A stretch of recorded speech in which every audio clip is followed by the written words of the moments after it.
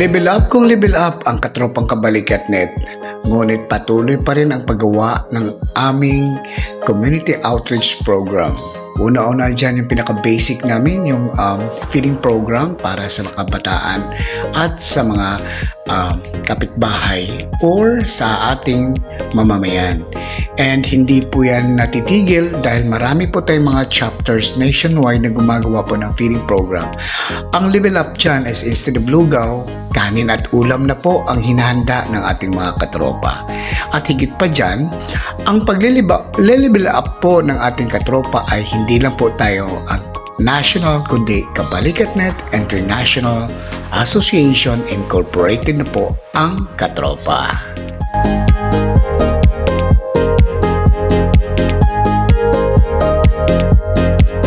Kaya mga leaders, chapter leaders, base leaders, makipag-ugnayan na po kayo, lalo-lalo na dito sa NCR.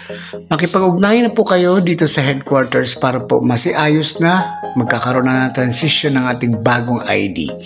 At higit sa lahat, dun sa ating mga regional governors, ayusin nyo na ang inyong database para po ma-encode na natin ang ating nationwide na paggawa ng ating bagong ID. Ito po ang mga sample kung paano nyo po makikita ang bagong ID. Ipapakita ko po dito sa video na to at mag-comment po kayo. Comment, count me in. Alright, count me in ang i-comment nyo po sa baba sa comment section at ito po ang sample ng ating mga ID.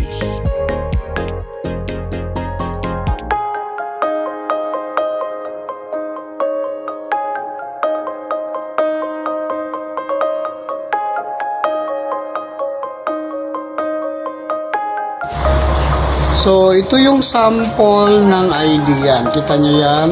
May ano yan. Tapos may barcode. Tapos, yan. Ganyan siya.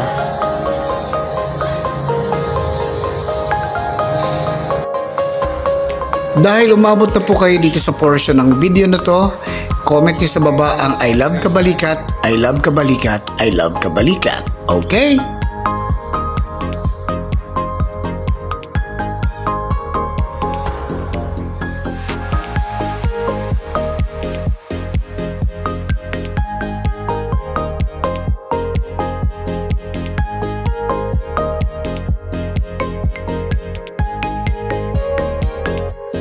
Dahil dyan, inianyayahan ko po ang lahat na pumunta na po sa headquarters at mag-fill up na po ng form, mga base leader, chapter leaders.